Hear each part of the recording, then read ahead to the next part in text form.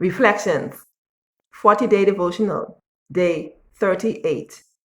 Ignorance of God's law is no excuse. Every nation, large and small, has established laws of government to ensure the peace, safety, and prosperity of their land. Embedded in these laws lies a freedom so great that some would choose death rather than give up their rights to exercise this freedom. It is the freedom of choice. When God created Adam, He placed him in the Garden of Eden, where they spent precious time together in fellowship every day.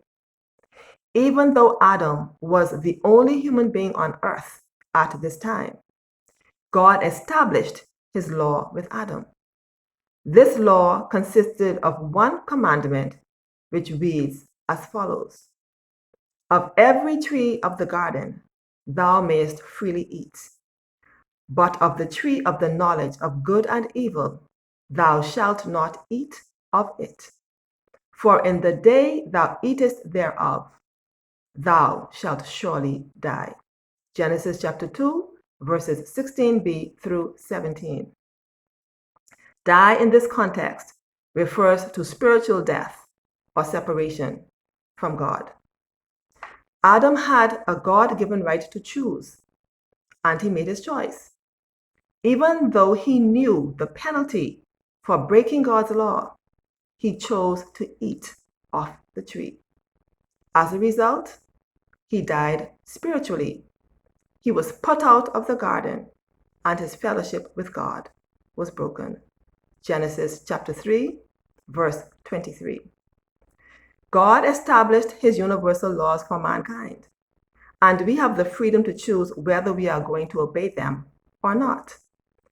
The amazing thing is that we expect human governments to carry out the penalty required for breaking their laws, but we expect God to allow us to live as we choose without penalty for breaking His laws.